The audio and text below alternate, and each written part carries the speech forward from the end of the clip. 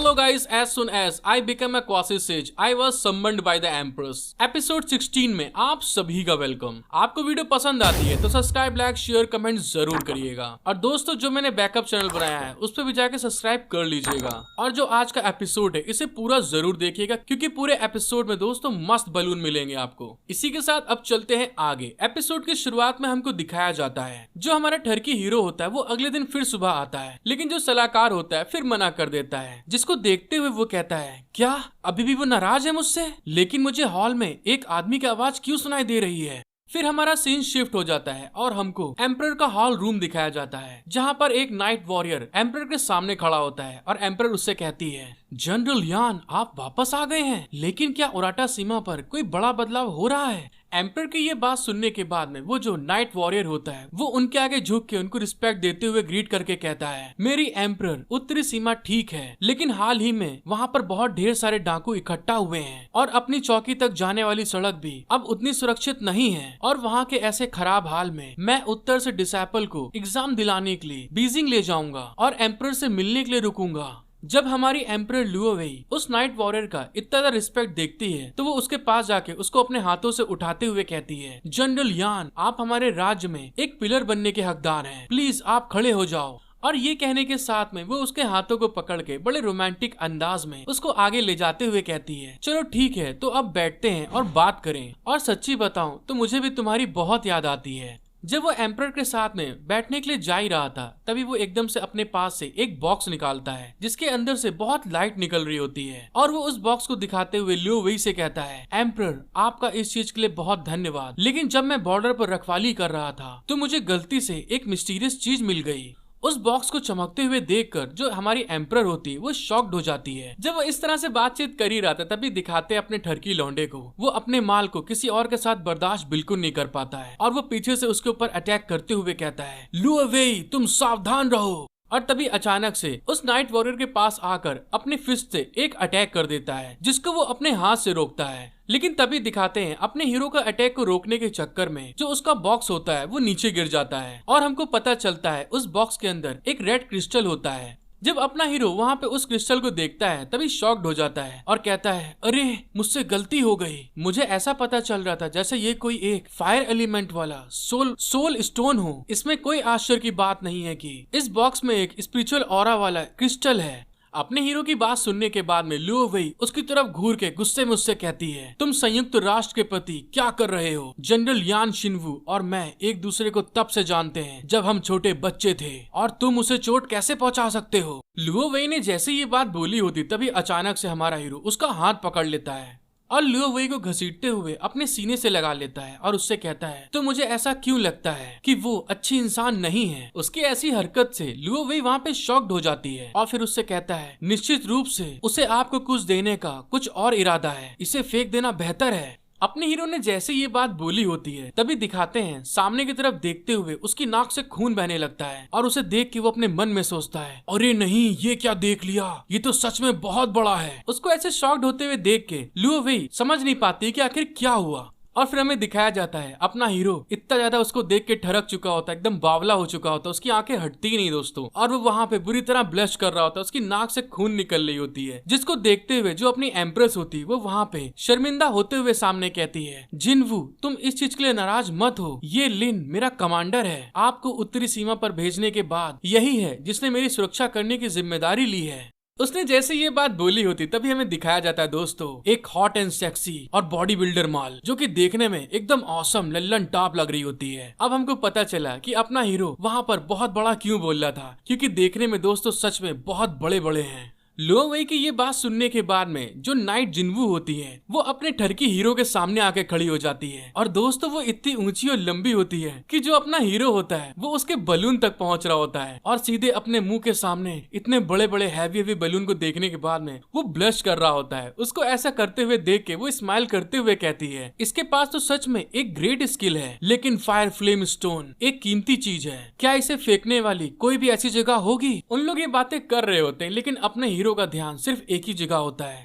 अब अपने Turkey hero का दिमाग पूरी तरह से चेंज हो चुका होता है, क्योंकि उसने इतने मस्त और कमाल के बलून को देख लिया होता है। वो नाइट जिन्वू को देखने के बाद में ब्लश करते हुए उनको थम्स अप करके कहता है, हाँ ये आप बिल्कुल सही कह रही हैं, खराब चीजों को फेंकना गलत होता है। एम्प्रेस जब अपने आदमी को ऐसे ठरकते हुए देखती हैं तो बहुत ज्यादा घबरा जाती हैं, और वो वैसे भी जानती हैं जो अपना टर्की हीरो है कितना ज्यादा औरतों का दीवाना है, और यहाँ तो उसको भंडार मिल रहा है एक साथ। तभी एम्प्रेस वहाँ पे एक कपड़ा लाती हैं और उसको वहाँ पे ढकते हुए कहती हैं, जिन्वू आप बहुत लापरवाह हो गई हैं, आपने अपनी बॉडी को ऐसे खुला छोड़ दिया। एम्प्रेस की ये बात सुनने के बाद में जो एम्प्रेस ने उसको कपड़ा दिया था उसको वहाँ पे पहनते हुए कहती है, अच्छा केवल आदमी ही अपनी छाती को क्यों दिखा सकते हैं, और मुझे बहुत ज्यादा कपड़े पहनना अच्छा नहीं लगता है। जिन्वू की ये बात सुनने के बाद में अपना टर्की हीरो उसके बलून को देखते हुए उससे कहता है, भले ही तुम मेरे सामने नंगी हो जाओ, मैं ऐसा वैसा कुछ नहीं करूंगा, और मेरा इस तरह से देखने का मतलब ये है कि मेरे जैसे आदमी के लिए कपड़े कुछ भी नहीं है। अपने टर्की हीरो की बात सुनने के बाद में जो जिन्वू होती है वो बहुत ज्यादा खुश हो जाती है, और तभी इसको अपनी छाती से लगाते हुए हंस के कहती है, कमांडर लिन आप सच में एक लीडर बनने वाली व्यक्ति हैं। इसमें कोई आश्चर्य की बात नहीं है कि हमारी एम्प्रेस आप पर इतना भरोसा करती है। उसने जैसे ये चीज करा होता है, दूसरी साइड में अपने हीरो को दिखाया जाता है, वो उसके टच को फील करने के बाद में बहुत ज्यादा ब्लश करने लगता है,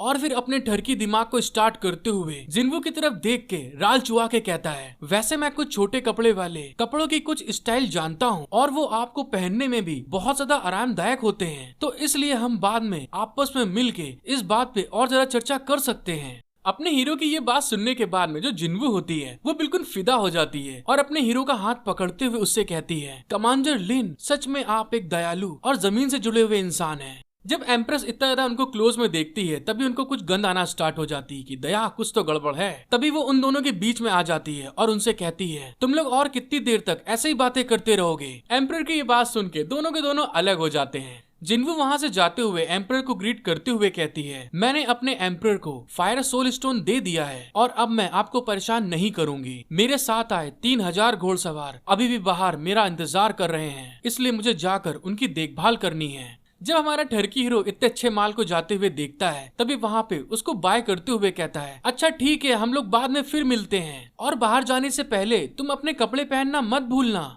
जब लुओ वेई देखती है कि अपना हीरो उसमें बहुत ज्यादा इंटरेस्ट ले रहा है तभी वो गुस्से में उसके ऊपर अटैक करते हुए चिल्ला के कहती है, अरे ओ टर्की अब यहाँ पर कोई नहीं है, चलो फिर देखती हूँ मैं इस समय तुम्हारा किस तरह ख्याल रखूंगी, और मुझे बताओ तुम सारा दिन कहाँ खेल रहे थे। एम्परर जैसे उसके ऊपर अटैक करने वाली होती हैं तभी अपना हीरो वहाँ पर अपनी स्पीड को यूज करते हुए एकदम से पीछे हट जाता है और पीछे हटते हुए कहता है, तुम छोटी बच्ची हो क्या, आपकी 3 टांगों वाले बिल्ली का कुंफू मुझ पर काम नहीं करेगा। उसके ऐसे मूवमेंट को देख के जो अपनी एम्प्रेस होती है वो शॉक्ड हो जाती है, और तभी हमें दिखाते हैं अपना हीरो वहाँ पर अपने दायरे को पार करते हुए जो एम्परर होती है उसके बम पे टोफू अटैक कर देता है, जिस चीज से एम्परर चिल्लाती है, ये क्या किया। फिर वहाँ पे गुस्से में अपने एलेक्जर को निकालते हुए चिल्ला के कहती है, तुम लिनके हरामी कमीने इंसान, टर्की 1 नंबर के, मैं अपने एंशिएंट कॉन्ट्रैक्ट के साथ में तुमसे लड़ूंगी। एम्परर ने जैसे अपना एलेक्जर वहाँ पे निकाला होता लड़ने के लिए तभी दिखाते हैं अपना हीरो वहाँ पे बस एक चुटकी बजाते हुए उससे कहता है, क्या तुम भूल चुकी हो कि यहाँ पर स्वामी कौन है और सेवक कौन है। और उसके ऐसा करने के साथ में हमें दिखाते हैं जैसे कि सेकंड एपिसोड में हमारी लुओ वेई बहुत बुरी तरीके से बंद गई थी, वैसे यहाँ पे फिर से अपनी लुओ वेई बहुत मस्त अंदाज में एकदम मस्त लल्लन टॉप लुक में बन चुकी होती है, और अपने हीरो को ऐसा करते हुए देख के वो ब्लश करके चिल्ला के कहती है, ये तुम क्या कर रहे हो। अपना हीरो उसकी ये बात सुनने के बाद में उसके क्लोज आते हुए उससे कहता है, इसमें कोई शक नहीं है कि ये आपकी देखभाल को बेहतर करने में मदद करेगा। और ये कहते हुए वो अपने हाथ से उस पर्पल स्टोन को भी निकाल लेता है जो उसने वहाँ पर फाइट के दौरान हासिल किया था, और एम्परर को देख के इविल लुक दे रहा होता है। फिर हमारा सीन शिफ्ट हो जाता है और हमको सुबह का सीन दिखाया जाता है जहाँ पर पूरी रात अपना हीरो एम्परर को पावरफुल बनने में रात भर मदद कर रहा था। तभी हमें दिखाया जाता है जो एम्परर होती है सुबह सुबह जब उठती है तो बहुत फ्रेश मूड में उठती है और अंगड़ाई लेते हुए कहती है, अगर ये करने से मेरी कल्टीवेशन में सुधार होता है तो ऐसा करना बहुत अच्छा है। लिनके चलो ठीक है हम लोग फिर से शुरू करते हैं। एम्परर की ये बात सुनने के बाद में लिनके वहाँ पे गुस्से में कहता है, अरे तेरा बाप जारी रखे, मुझको मशीन समझ रखा है क्या। फिर हमको दिखाया जाता है दोस्तों, जो हमारा लिनके होता है उसके हाल बहुत बुरे हो चुके होते हैं। रात भर उसने बहुत ज्यादा बिस्तर पे मेहनत करी थी और उसकी टांगे काम नहीं कर रही होती हैं, इसीलिए वो रेंगता हुआ बाहर निकल के कहता है, तुम सच में बहुत बेकार हो। तुम केवल थर्ड रिल्म तक जाने के लिए स्पिरिचुअल स्टोन से एनर्जी को एब्जॉर्ब करती हो। और दोस्तों आप समझ लीजिए अपना लिनके कौन से स्पिरिचुअल स्टोन की बात कर रहा है। और फिर वहाँ पे बोलता है, जब मैं अपनी स्पिरिचुअल पावर फिर से हासिल कर लूंगा तो मैं तुम्हें मौत के घाट उतार दूंगा। जब वहाँ पे सलाहकार उसकी ऐसी हालत देखता है तो उस पर बुरी तरह हंस रहा होता है और लिनके भी उसके ऊपर गुस्सा आ रहा होता है कि साला मेरी मौत ले रहा है ये। फिर लिनके अपना कठोर लौंडा अपने आप को संभालते हुए खड़ा कर लेता है और सलाहकार से कहता है, क्या तुम मुझ पे हंस रहे हो? जो शाही सलाहकार होता है वो हंसते हुए कहता है, अरे नहीं, ऐसी कोई बात नहीं है, ये सर्वेंट सिर्फ मजेदार बातों को सोच रहा है। उसकी ये बात सुनने के बाद में अपना कठोर लौंडा वहाँ पे खड़ा होता है, बड़े एटीट्यूड में जा रहा होता है। तभी सलाहकार वहाँ पे हंसते हुए कहता है, क्या ये जरूरी है कि ये सर्वेंट आपको पूरी तरह से बताए? सलाहकार की ये बात सुनने के बाद में अपना जो हीरो होता है वो वहाँ से जाते हुए कहता है, अरे नहीं नहीं, इसकी कोई जरूरत नहीं है। क्या मैं आपको इतना बुरा दिखता हूँ? वैसे भी मैं एक साधु हूँ। कहाँ से साधु है भाई ये? और उसके ये कहने के साथ में वहाँ पे सीन शिफ्ट हो जाता है।